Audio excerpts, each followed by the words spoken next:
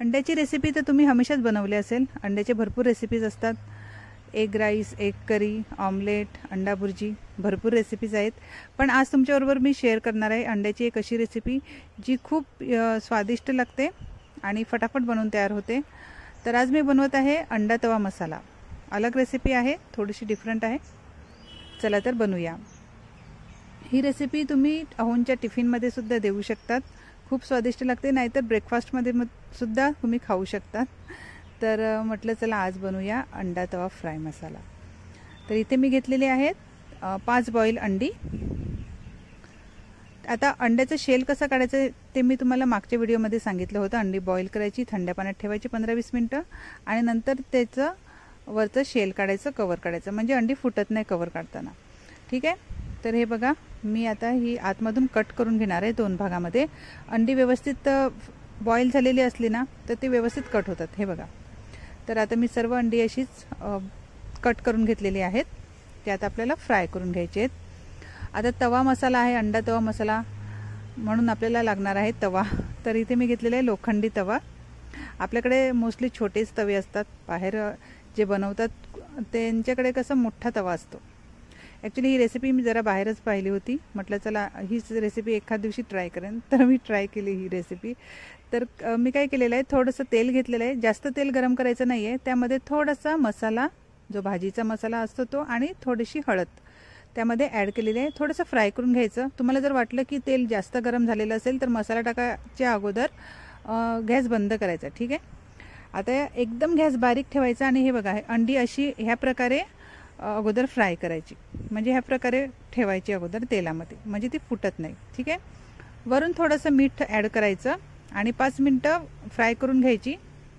आता 5 मिनटं झाल्यानंतर पलटून घ्यायची आणि पुन्हा दुसऱ्या साईडने 5 मिनटं फ्राय करून घ्यायची।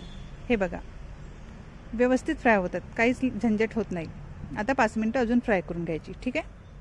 आता इथे मी घेतलेले आहेत 2 कांदे, जे आमच्या ग्रेटरमध्ये मी एकदम बारीक बारीक कट करून घेणार आहे। कारण की मी प्रोफेशनल शेफ नाही आहे, तर माझ्या हातून बारीक बारीक कांदे कट होत नाहीत, म्हणून मी तसं ग्रेटर आणून ठेवलं आहे। तर 2 कांदे मी बारीक बारीक कट केलेले आहेत। आता आपण हिरवी चटणी बनवूया, म्हणजे हिरवा मसाला। तर इथे मी घेतलेलं आहे थोडंसं लसूण, 4-5 हिरव्या मिरच्या, 2 इंच अद्रकचा तुकडा आणि थोडीशी कोथिंबीर, म्हणजे आपला हिरवा मसाला होईल वाटणमध्ये। हे वाटण करत आहे मी। ठीक आहे। थोडीशी कोथिंबीर आणि त्यामध्ये 1 टॅमॅटोसुद्धा मी ॲड करणार आहे। आणि हे आता वाटून घ्यायचं आहे। आपल्याला हिरवी चटणी बनवायची आहे ना, हे आता वाटून घ्यायचं आहे, मिक्सरमध्ये वाटून घेऊया। आणि हे बघा, आपली हिरवी चटणी रेडी झालेली आहे। ठीक आहे। आता ही आपली फ्राय केलेली अंडी आहेत ना, ही काढून घ्यायची, काढून साईडला ठेवायची, एका डिशमध्ये काढून ठेवायची। हे बघा, एकदम व्यवस्थित मस्त फ्राय झालेले आहेत। आता तुम्हाला जर तवा धुवून घ्यायचा असेल तुम्ही धुवून घेऊ शकतात। मी अहोंच्या टिफिनला बनवलं होतं, मला टाईम झालेला म्हणून मी त्याच तव्यामध्ये थोडंसं अजून तेल ॲड केलेलं आहे। आणि आता हे 2 बारीक कट केलेले कांदे त्यामध्ये फ्राय करून घ्यायचे आहेत। मी एक ठिकाणी गेली होती, तिथे असाच अंडा तवा मसाला बनवत होते, त्यांचे मोठे मोठे तवे होते। म्हटलं आपल्याकडे मोठा तवा तर नाही आहे, छोटा तवा तर आहे, चला आपण एखाद दिवशी ट्राय करून बघूया, म्हणून मी ही रेसिपी ट्राय केली। तर कांदे आता काय करायचं, मीडियम गॅस ठेवायचा आणि फ्राय करून घ्यायचे, गोल्डन ब्राऊन होईपर्यंत फ्राय करून घ्यायचे। ठीक आहे।